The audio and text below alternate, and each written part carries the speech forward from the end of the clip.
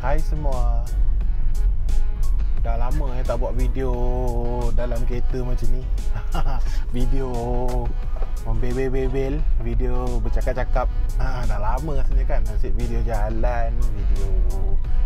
So hari ni pukul 12 tengah malam ni nak pergi ke LIE. Nak ambil budak rumah balik. Dia orang pergi jalan ke Indonesia. So bila buat kerja macam ni, mengimbau lah sebenarnya, mengimbau kenangan masa jadi driver taksi dulu lah, masa bawa taksi dulu kan. Ini kira rutin lah, selalunya hantar orang lah. Sebab dulu taksi tak boleh ambil kat airport taksi boleh hantar je. So tapi bila timing macam ni memang kira kalau dapat memang sukalah, sebab lepas pukul 12 tambang tu dia dah jadi ada 50%. So dapat lebih lah. Jalan tak jam, tak sibuk, tak panas, and dapat tambang lebih. So memang kira sukalah kalau dapat trip lepas tengah malam hingga ke pukul 6 tu, macam tu.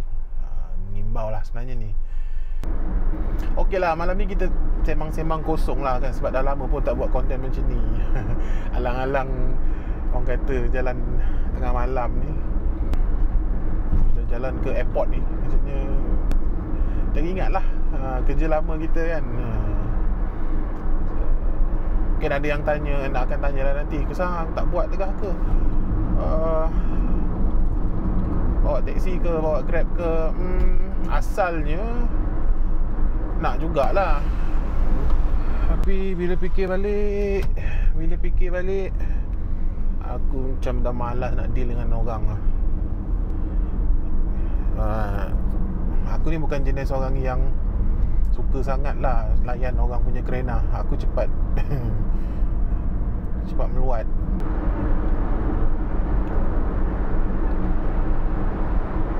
So kalau nak cerita pasal dulu lah, highway elite mengalir ke LIE ni, kalau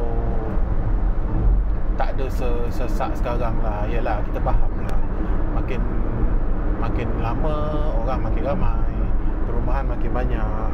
So kalau nak cerita pasal pengalaman aku bawa taksi hantar passenger, memang aku punya route, memang aku pilih kebanyakannya airport.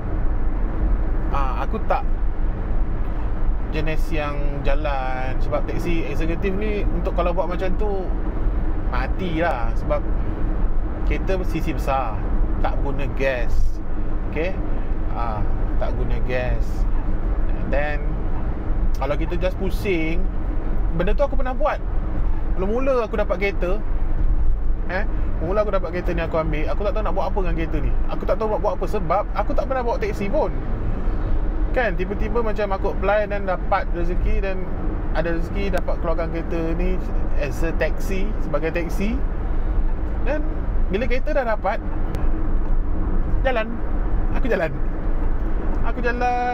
aku masuk area Mutiara Damansara, sebab aku duduk area Damansara kan. Aku masuk area Mutiara Damansara, aku masuk area, yalah, area yang berhampiran lah Kota Damansara.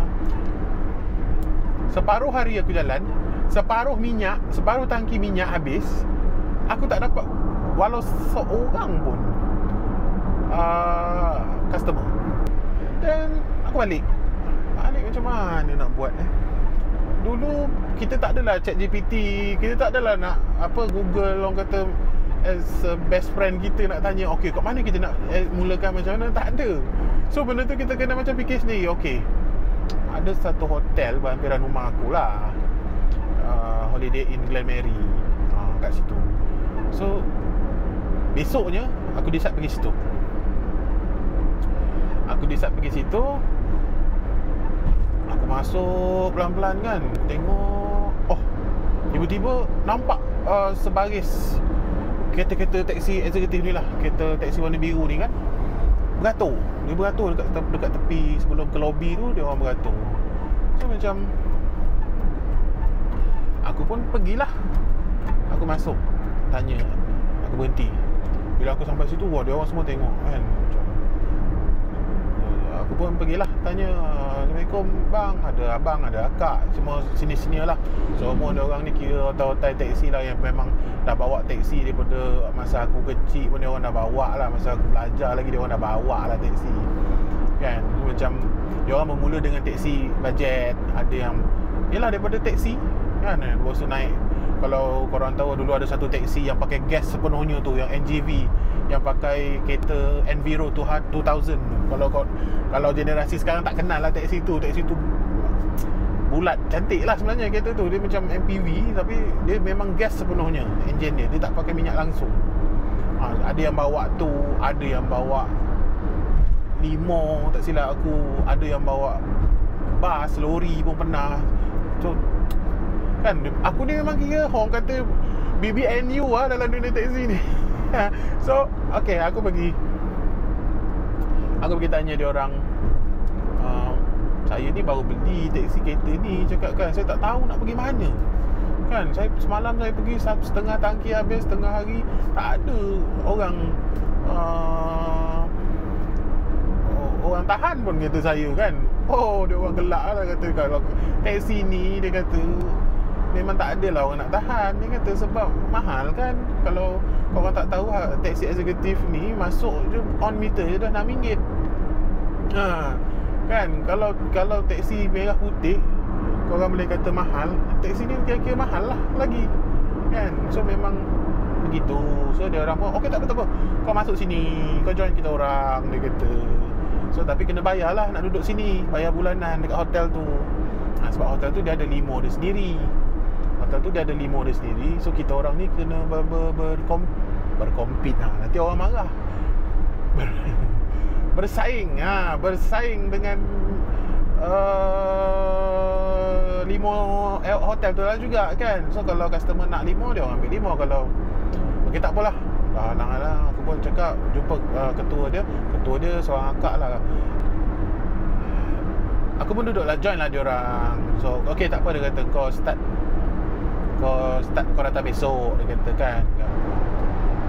Okey, bila esoknya tu aku start, okey, aku pun masuk line beratur kan. Sampai lagi giliran aku, ada seorang Chinese lelaki lah. So aku pun menggelabah weh, maksudnya apa orang kata, okay, ni customer pertama lah ni, customer pertama daripada hotel tu lah. So dia masuk kereta, wah, dia kata new car. Dia tak kerti bahasa Melayu sebab dia Chinese Singaporean. Dia setiap bulan dia akan datang sini 2-3 kali macam tu lah. So aku ambil dia. So dia sukalah. Dia kata dia memang cari taksi yang jenis yang macam ni. Dia kata yang pilot seat belakang dia pilot seat, maksudnya seat yang satu-satu. Macam kalau naik yang kereta biasa dengan MPV macam Innova semua tu kan, seat dia bersambung kan. Dia nak cari seat yang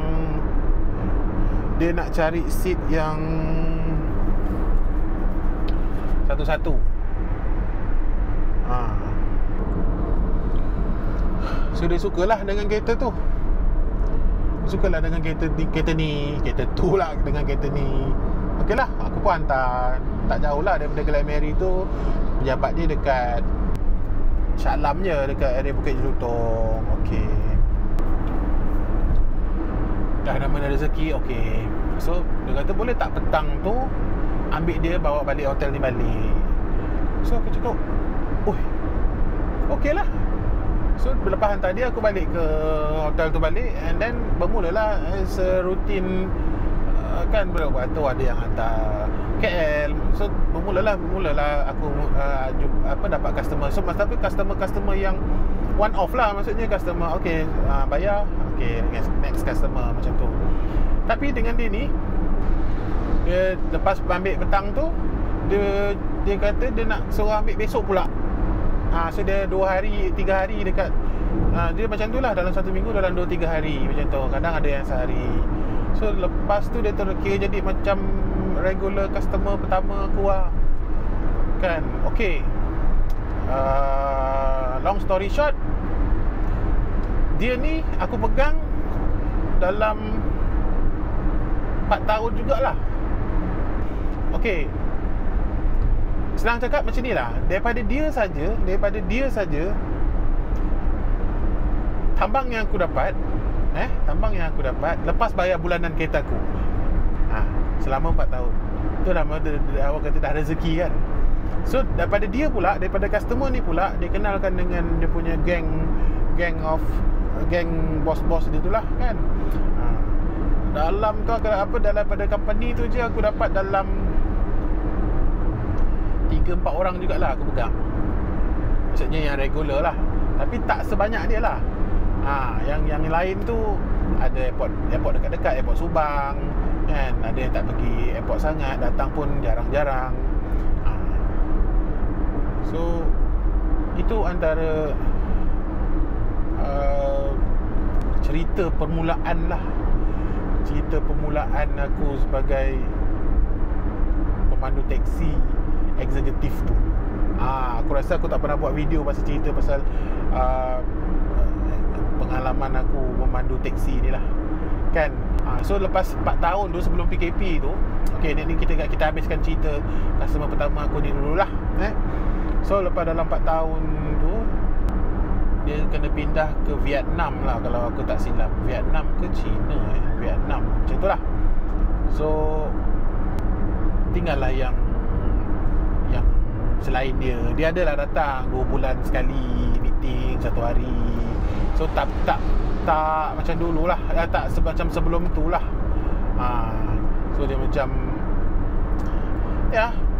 sedih, tapi dah rezeki sampai takat tu, kita terima je lah. Dan lepas tu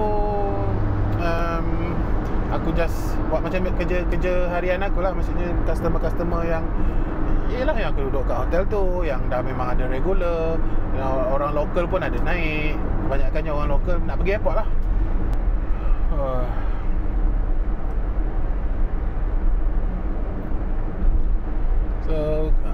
So korang rasa macam mana?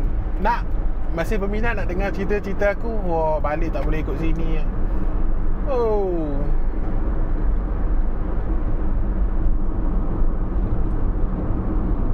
Gila lah.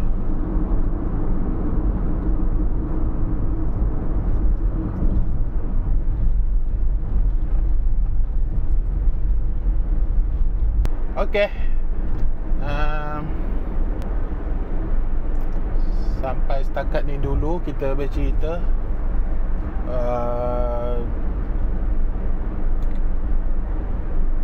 Jangan lupa like, kalau sudi nak share, komen lah apa benda kan. Komen yang best sikit kan. Janganlah komen-komen yang mengecam je. So dan subscribe lah pada yang tengok video tapi belum subscribe. Tolonglah subscribe. So bila korang subscribe, korang like video ke komen, so dia semangat dia lain lah nak buat video. So okay, hingga kita bertemu lagi dalam video yang lain.